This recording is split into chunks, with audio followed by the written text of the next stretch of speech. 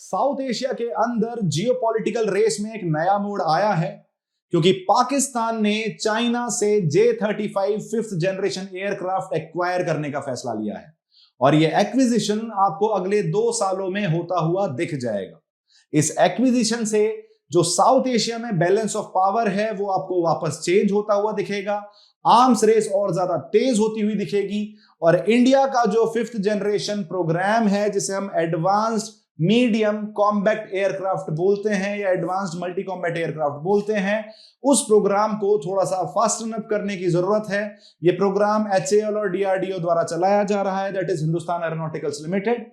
इस वीडियो के अंदर हम डिस्कस करने वाले हैं कि इस एक्विजिशन के क्या क्या इंप्लीकेशंस हो सकते हैं और ये आर्म्स रेस में किस तरीके से साउथ एशिया के अंदर जियो पॉलिटिक्स को बदलता हुआ दिखेगा या रीजनल पॉलिटिक्स को चेंज करता हुआ दिखेगा। इससे पहले कि मैं वीडियो की शुरुआत करूं, आपके लिए खुशखबरी है। चहल एकेडमी आपके लिए लेकर आई है प्रीलिम्स क्रैकर प्रोग्राम फॉर 2025। ये 13 जनवरी से स्टार्ट होने वाला है। 4 महीने का ये प्रोग्राम है जो आपके प्रीलिम्स के मार्क्स को बूस्ट कर सकता है अगर आप मेहनती हैं तो। अगर आप हमारे साथ मिलकर मेहनत करने के तैयार हैं तो मैं गारंटी दे सकता हूं कि आप अपने प्रीलिम्स के मार्क्स को डेफिनेटली बूस्ट कर पाएंगे। आपके लिए ये सेशन स्टार्ट होगा 13 जनवरी से लाइव ऑनलाइन मोड में। प्रीवियस ईयर क्वेश्चंस डिस्कस किए जाएंगे, डेली क्लास टेस्ट कंडक्ट किए जाएंगे, साथ के साथ स्पेशल करंट अफेयर सेशंस हैं। आपको जनरल स्टडीज का जो सेशंस होंगे वो वीकडेज में फंक्शन करते हुए देखेंगे, मंडे टू फ्राइडे। सीसेट के लिए आपको वीकेंड सेशंस देखने को मिल रहे हैं सैटरडे एंड संडे को, और करंट अफेयर्स के लिए every Saturday there will be a special session of 3 hours जो पिछले 1 साल के करंट अफेयर्स को कंप्लीट कराएगा और आपकी प्रिपरेशन को डायनेमिकली कंप्लीट करेगा और उसके डायनेमिक एस्पेक्ट को भी फुलफिल करता हुआ नजर आएगा और आपकी भी हेल्प करेगा। आप अगर GS और CSET और CA करंट अफेयर्स सब लेना चाहते हैं तो आपको मात्र प्रोवाइड करने हैं ₹14,999। लेकिन अगर आपको लगता है कि आपकी CSET ऑलरेडी स्ट्रांग है, उसमें आपको हेल्प की नीड नहीं है, तो आप केवल ₹12,999 में भी हमारा ये प्रोग्राम ज्वाइन कर सकते हैं। किसी भी क्वेरी के लिए आपको दिए हुए नंबर्स पे कांटेक्ट करना है या हमारी ऑफिशियल वेबसाइट पर चहल एकेडमी की वेबसाइट पर विजिट करके रजिस्टर कर देना है। जल्दी करना है आपको ये काम क्योंकि हमारे पास सीट्स हैं limited. Cause our focus is not कि भीड़ नहीं बढ़ानी है, जितने भी कम से कम बच्चे हमारे पास आएंगे उन पे स्पेशल फोकस प्रोवाइड करना है, क्योंकि अगर भीड़ तो बढ़ते हुए आपको देखनी है तो आप किसी भी एकेडमी को जाके ज्वाइन कर लो, 500 बच्चों में बैठ के पढ़ लेना वहां। Right, moving on to the question. Moving on, जिस चीज को हम डिस्कस करने वाले हैं, पाकिस्तान में get 40 fifth generation stealth fighter jets from China within 2 years। Right, ये जो न्यूज है इसकी जियोपॉलिटिकल और स्ट्रेटेजिक इंपॉर्टेंस बहुत ज्यादा है। अब ये कैन जो है इसमें बेसिकली मिल सकते हैं वाली बात है, लेकिन अगर ये एक बेसिकली एक ऐसा बन चुका है, बेसिकली उम्मीद बन चुकी है हमें कि अगर पाकिस्तान के पास ऐसे फाइटर जेट्स आ जाते हैं तो इंडिया को भी अपनी डिफेंस कैपेबिलिटीज को इंप्रूव करना पड़ेगा। अदरवाइज एयर कैपेबिलिटीज में पाकिस्तान के पास एक अपर हैंड आ सकता है। अगर ये डील फाइनलाइज हो जाती है जो पाकिस्तान और चाइना के बीच में है, तो पाकिस्तान ऐसी पहली और अकेली कंट्री बन जाएगा ग्लोबली चाइना के अलावा जिसके पास J-35 multi role fighter jets होंगे, और चाइना ऐसी कंट्री बन जाएगा जिसने इतने मोस्ट एडवांस्ड मिलिट्री एयरक्राफ्ट को एक्सपोर्ट किया है। और कहीं ना कहीं ये भी दर्शाता है कि चाइना और पाकिस्तान के रिलेशंस काफी ज्यादा अच्छे होते जा रहे हैं। इनमें केवल एक ही इशू आ सकता है इस डील में, वो है पाकिस्तान का इकोनॉमिक क्राइसिस। पाकिस्तान अभी भी इकोनॉमिक क्राइसिस से जूझ रहा है, पैसों की हालत अभी भी ठीक नहीं है, लेकिन सिक्योरिटी भी हमेशा इंपॉर्टेंट होती है। और पाकिस्तान की पुरानी आदत है, उनके एक बार जो PM हुआ करते थे जुल्फिकार अली भुट्टो, उन्होंने 1967-68 में एक स्टेटमेंट दिया था जो काफी हद तक सही भी होता हुआ दिख रहा है। उनका एक स्टेटमेंट आया था कि चाहे घास खानी पड़ जाए पर न्यूक्लियर वेपन स्टेट तो बनेंगे ही बनेंगे। तो कुछ टाइम पहले हम देख रहे थे कि घास ही खानी पड़ रही है पर न्यूक्लियर वेपन स्टेट तो बन चुके हैं। अब जब पन्नियों में भर के LPG घूम सकते हैं, वहां लोग तो फाइटर जेट भी खरीद ही सकते हैं, क्योंकि लोगों को तो ज्यादा ध्यान देने की जरूरत है नहीं उनके ऊपर। बट अच्छा है, हर नेशन का अपना अपना एस्पेक्ट होता है, उनकी सिक्योरिटी को अपने फोरफ्रंट पे रखने की जरूरत है। That should be there criteria, और पाकिस्तान भी कुछ ऐसा ही कर रहा है साउथ एशिया में अपनी प्रेजेंस बनाए रखने के लिए और अपने इंटरेस्ट को मीट करने के लिए। पाकिस्तान ने अप्रूव कर दिया है इन 40 J-35 एयरक्राफ्ट का परचेज। ये उनके ओल्डर एयरक्राफ्ट को रिप्लेस करने में काम आएंगे। इसकी वजह से पाकिस्तान को एडवांटेज मिल सकता है इंडिया से ऊपर। क्यों? क्योंकि इंडिया के पास अभी 5th जनरेशन एयरक्राफ्ट नहीं है। हम अपने 5th जनरेशन एयरक्राफ्ट खुद बना रहे हैं, हमें किसी से भीख में लेने की आदत नहीं है, हम अपने खुद प्रिपेयर कर रहे हैं। हमारी डिफेंस कैपेबिलिटीज इतनी है कि हम उनके मैन्युफैक्चरिंग की तरफ जा रहे हैं रेदर देन इंपोर्ट रिलायंस के ऊपर, बिकॉज हमें हाथ फैलाना नहीं आता जैसे हमारे पड़ोसी मुल्क को आता है। ये जो शिफ्ट है ये हाईलाइट करता है कि किस तरीके से दोनों कंट्रीज की डिफेंस स्ट्रेटेजीज अलग हैं। एक आत्मनिर्भर पर्सपेक्टिव में बिलीव करता है, एक अपने एयरक्राफ्ट खुद बनाने की तरफ मूव कर रहा है, दूसरा देश में खाना ना होते हुए भी फाइटर जेट्स में पैसा खर्च करता हुआ हमें देखने को मिल जाता है। प्रायोरिटी सेट है। इससे हमें पता चलता है कि एक मिलिट्री डिक्टेटरशिप में देश कैसे चलता है और एक डेमोक्रेसी में देश कैसे चलता है। मूविंग ऑन, हम ये पता करने की कोशिश करते हैं कि J-35A जो ये स्टेल्थ फाइटर जेट्स हैं, इनके क्या क्या फीचर्स हैं और ये किस तरीके से इनकी शुरुआत होती हुई दिखती है। शेनयांग J-35A ये 5th जनरेशन एयरक्राफ्ट आपको देखने को मिल रहे हैं। ट्विन इंजन ये एयरक्राफ्ट हैं और multi role stealth aircraft jet हैं ये, जिनको डेवलप किसने किया है? चाइना ने डेवलप किया है। ये चाइना के लिए एक सिग्निफिकेंट माइलस्टोन है एविएशन के अंदर, जो बताता है कि चाइना ग्लोबली किस तरीके से अपनी कैपेबिलिटीज को इंप्रूव कर रहा है। सी आई नो कुछ लोग इस वीडियो में कमेंट सेक्शन में आएंगे, वो बोलेंगे कि पाकिस्तान से डर रहा है इंडिया, पाकिस्तान ने ऐसा कर दिया, इंडिया के पास अब खुद का फाइटर जेट नहीं है। देखो सिंपल सा लॉजिक है कि जब आप खुद करते हो ना काम, तो उसमें थोड़ा सा समय लगता है, लेकिन तुम रिलायंट हो जाते हो अपने ऊपर।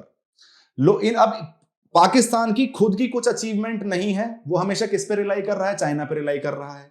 एक बार चाइना के स्पेस मिशन पे उनका एक छोटी सी बैटरी लगी, उन्होंने बोल दिया पाकिस्तान चांद पे पहुंच गया। चांद पर जरूर पहुंचा है, पर चांद उनके झंडे पर पहुंचा है, वो चांद पर नहीं पहुंचे हैं। सिमिलरली अभी भी ये जो डील है ये फाइनलाइज नहीं हुई है, ये फाइनलाइज होती हुई दिख सकती है और I guess it will be better for South Asia. The region being, अगर पाकिस्तान अगर 5th जनरेशन एयरक्राफ्ट रहता है तो इंडिया भी अपनी एयर कैपेबिलिटी इंप्रूव करेगा और ये रेस जो है आपको कंटिन्यूअसली बढ़ती हुई दिखेगी। पहले न्यूक्लियर रेस थी, फिर कन्वेंशनल रेस हुई, अभी आर्म्स रेस की तरफ मूव कर चुकी है। चाइना पाकिस्तान एक्सिस आपको यहां बनता हुआ देखने को मिल जा रहा है। इनका डिजाइन और ओरिजिन की बात करें तो जो J-35A है, एक शेनयांग F-31 करके एक एयरक्राफ्ट आया था FC-31 जो 2012 में लॉन्च किया था, जो 2012 में पहली बार अनवील किया था। किसने? चाइना नहीं, ये चाइना का 5th जनरेशन एयरक्राफ्ट है, प्रोटोटाइप है उसका। सॉरी, इसको रिप्लेस करके J-35 बनाया गया है। प्रोटोटाइप जब हम देखते हैं तो हमें J-31 देखने को मिल रहे हैं, जो बेसिकली जो दूसरे 5th जनरेशन एयरक्राफ्ट हैं। मैं वापस रिपीट करता हूं, थोड़ा सा कंफ्यूजिंग स्टेटमेंट हो गया है ये। J-35 जो है वो शेनयांग F-31 से डिराइव्ड है, FC-31 से। FC-31 को पहली बार अनवील किया गया था 2012 के अंदर। उसके बाद से अब J-35 फाइनली आपको पिक्चर में आता हुआ दिख गया है और जो already existing J-31 5th generation aircraft आपको पाकिस्तान चाइना के पास देखने को मिलते हैं, ये उनको असिस्ट करता हुआ दिखेगा, उनको और ज्यादा हेल्प करता हुआ दिखेगा, जिसे चाइना की air force as well as navy भी यूज कर सकती है।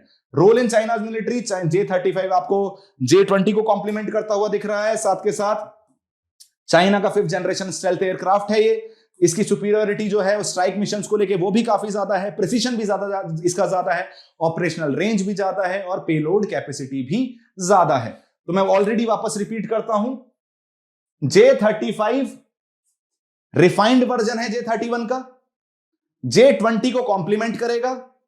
FC-31 इसका प्रोटोटाइप था जो 2012 में अनवील किया गया था। अब ये चाइना का one of the most advanced aircraft बन चुका है। इसके फीचर्स देख लेते हैं एक बार। स्टेल्थ टेक्नोलॉजी है। स्टेल्थ टेक्नोलॉजी का मतलब है कि रडार के अंडर पकड़े जाना इस एयरक्राफ्ट के लिए थोड़ा सा मुश्किल है, मतलब रडार के थ्रू आप इसे डिटेक्ट कर पाओ वो थोड़ा सा डिफिकल्ट है। तो आपको रडार से बचते हुए अगर मिशंस कंप्लीट करने हैं तो 5th generation aircraft are the best option to go for it.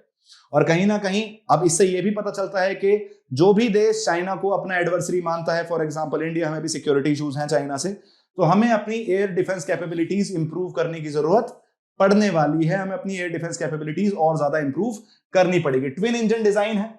अब देखिए, ट्विन इंजन डिजाइन है तो सबसे पहले आपकी रिलायबिलिटी बढ़ जाती है। आप केवल एक इंजन पर रिलाई नहीं कर रहे, आपके पास रिलाई करने के लिए दो इंजन हैं, तो डेफिनेटली आपको इंप्रूव रिलायबिलिटी देखने को मिलेगी। हाई पेलोड कैपेसिटी, जैसा मैंने आपसे बताया, लगभग 8 टन का पेलोड कैरी कर सकता है ये, जिसमें एयर टू एयर और air to ground as well as antiship munitions भी इंक्लूडेड है। दूसरी चीज, कॉम्बैट रेडियस। इसकी जो ऑपरेशनल रेंज है वो लगभग 1200 से 1500 किलोमीटर है और हवा में रिफ्यूलिंग करके इस रेंज को और भी ज्यादा इंप्रूव किया जा सकता है। मतलब एक लॉन्गर मिशन के लिए भी ये एयरक्राफ्ट काफी ज्यादा कैपेबल है। टॉप स्पीड इसकी 1.802 मैक है। इसका मतलब मैं बोल सकता हूं ये सुपरसोनिक एयरक्राफ्ट है। सुपरसोनिक एयरक्राफ्ट का मतलब जो भी एयरक्राफ्ट 1 मैक की स्पीड से ऊपर चल रहा है, 1 Mach is the speed of the sound, जिसे हम सोनिक साउंड बोलते हैं, उससे अगर कुछ ज्यादा चलता है तो हम सुपरसोनिक एयरक्राफ्ट बोल रहे हैं।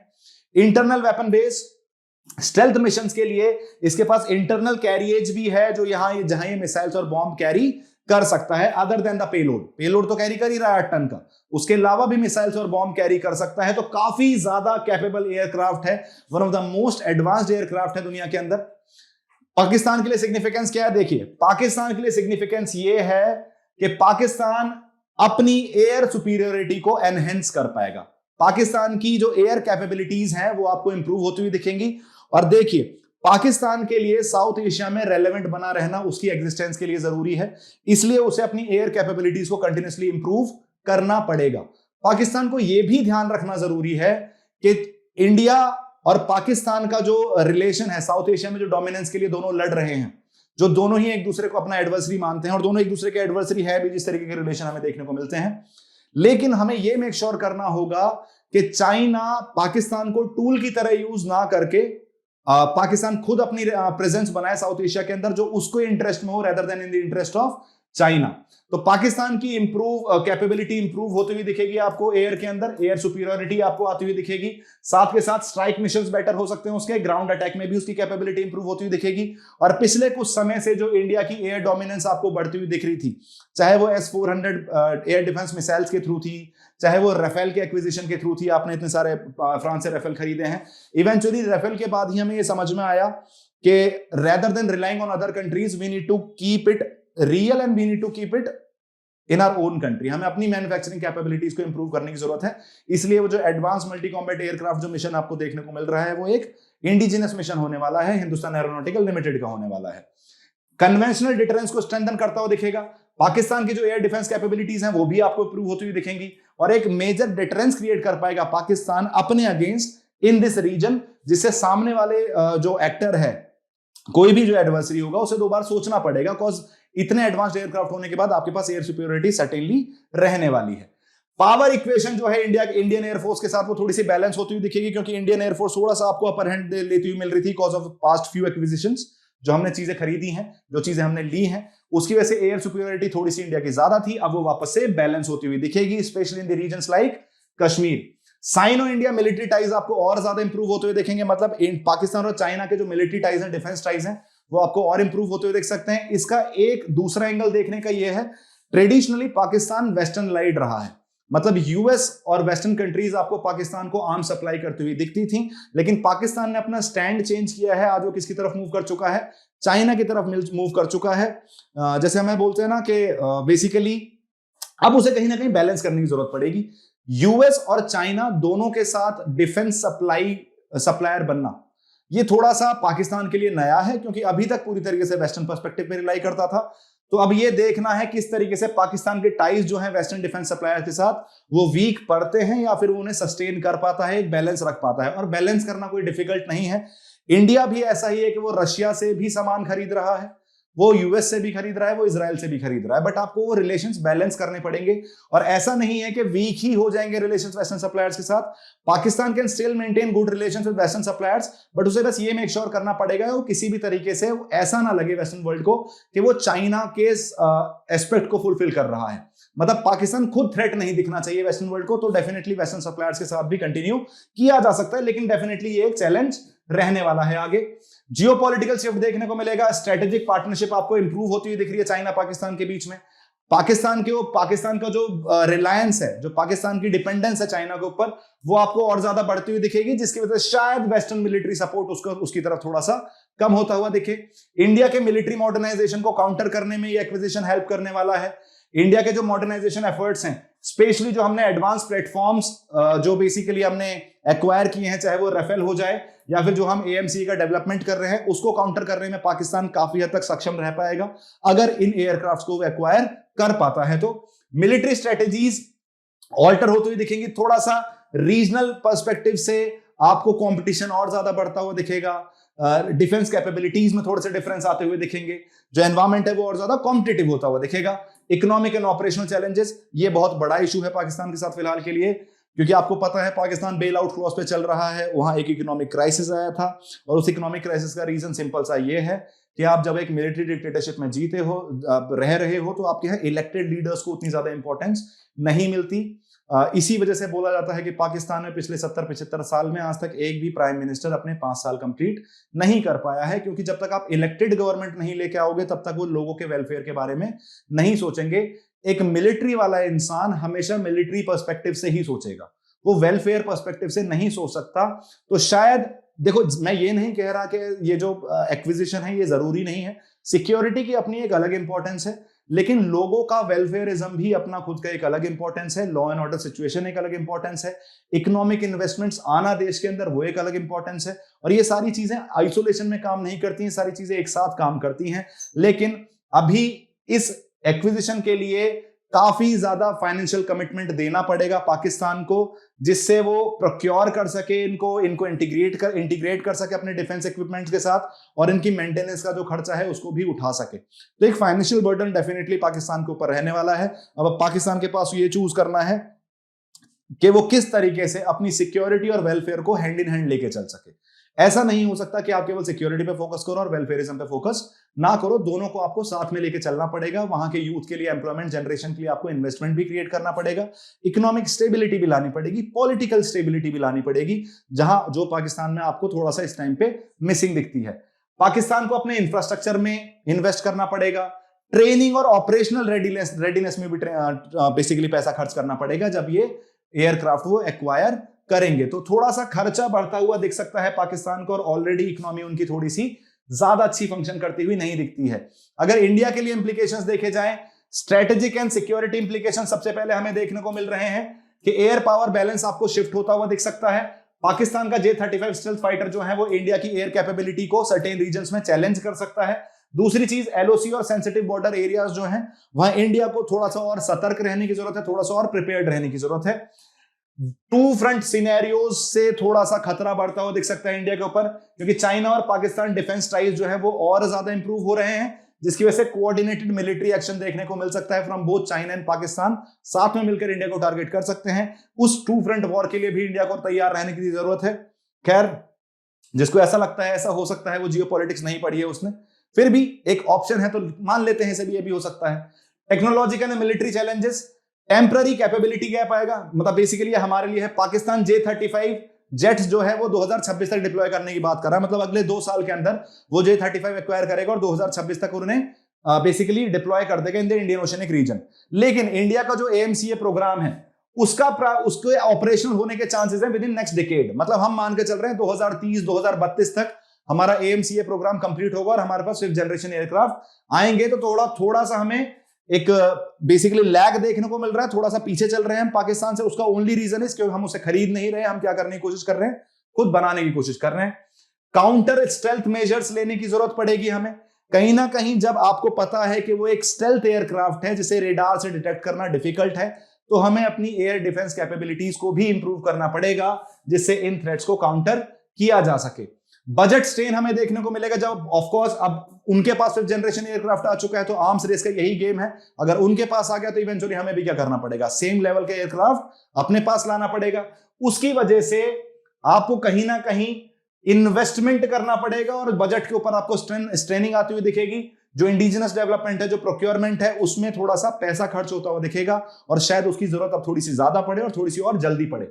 Operational readiness, counter stealth technology को, ये जो मल्टी कॉम्बैट एयरक्राफ्ट आप देखने को मिल रहे हैं, ये जो स्टेल्थ एयरक्राफ्ट है, अब इसके लिए भी डिफेंस कैपेबिलिटी आ चुकी है जो स्टेल्थ टेक्नोलॉजी को काउंटर कर सकती है, और उसके लिए पायलट्स को ट्रेनिंग प्रोवाइड करनी पड़ेगी, उस टेक्नोलॉजी को अपने साथ इंटीग्रेट करना पड़ेगा और ऐसे प्लेटफॉर्म्स को तैयार करना पड़ेगा जिसमें हमें समय और रिसोर्सेज दोनों का खर्चा करना पड़ सकता है।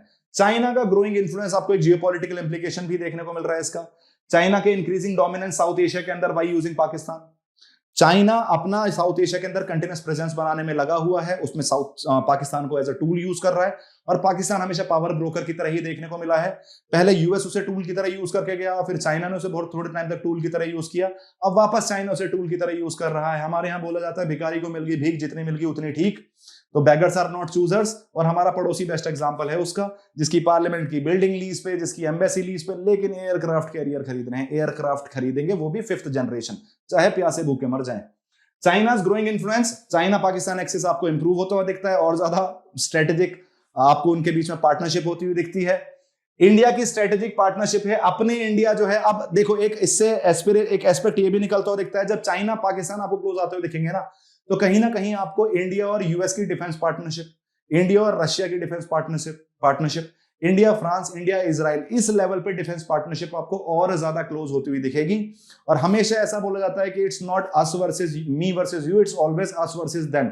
आपको हमेशा पास्ट में भी ग्रुपिंग सीन देखने को मिली है, जिसकी वजह से हम अपनी टेक्नोलॉजिकल कैपेबिलिटीज को भी इंप्रूव कर पाएंगे, क्योंकि हमारे डिफेंस टाइज वेस्टर्न वर्ल्ड के साथ इंप्रूव होते हुए दिख सकते हैं, और काफी हद तक हम इन चीजों को काउंटर भी कर पाएंगे। और कुछ इंटरिम सॉल्यूशन जैसे F-35 प्लेन है, इन सब चीजों से भी हम अपने इंटरिम सॉल्यूशंस ढूंढ सकते हैं, लेकिन that is not a viable solution. इतना ज्यादा अभी हमारे पास समय है, हम खुद भी डेवलप कर सकते हैं उस चीज को।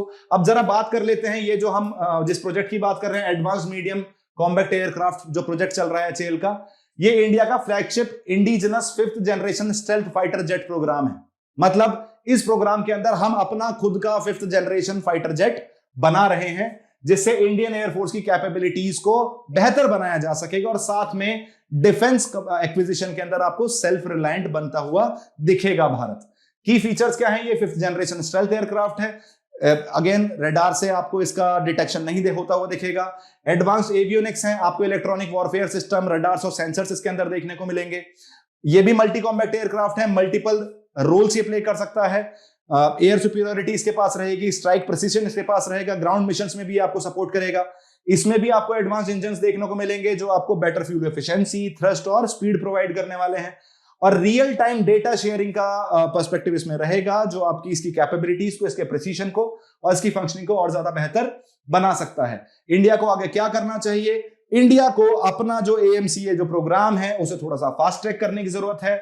हमारे पास एक डिकेड नहीं है, तो कहीं ना कहीं AMCA जो प्रोजेक्ट है उसे जल्दी करने की जरूरत है, जिसके लिए आपको उसको ज्यादा रिसोर्सेस प्रोवाइड करनी पड़ेगी DRDO और HAL को, और साथ के साथ प्राइवेट फर्म्स को भी इंक्लूड करना पड़ेगा, जिससे इस प्रोसेस को फास्टन अप किया जा सके।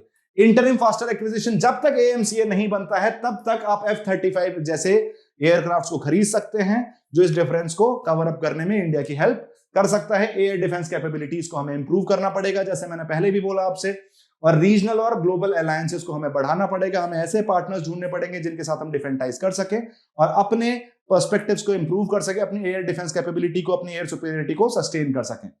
एग्जिस्टिंग फ्लीट को अपग्रेड करने की जरूरत है, जो अभी फिलहाल है हमारे पास जितनी भी कैपेबिलिटी, एयर कैपेबिलिटी, उसे इंप्रूव भी करने की जरूरत है, जिससे आने वाले चैलेंजेस के लिए, फ्यूचर चैलेंजेस के लिए भारत आपको तैयार दिखे। राइट, इस सारी इंफॉर्मेशन के बेसिस पे जो मैंने अभी आपको दी, आपके सामने ये सवाल है, please try to attempt it. Question is, discuss the strategic implications of Pakistan's acquisition of J-35 stealth fighter jets from China in the context of regional security dynamics and India's efforts to develop the advanced medium combat aircraft. How might these contrasting defense strategies impact the balance of power in South Asia over the next decade? ये question है, please try to attempt it 250 words के अंदर। Be dynamic in your preparation, और civil services आपसे dynamism भी मांगता है। This was all from my end, मिलता हूं आपसे अगले वीडियो में। Subscribe to our YouTube channel, that is Chahal Academy. Thank you so much guys and have a good day.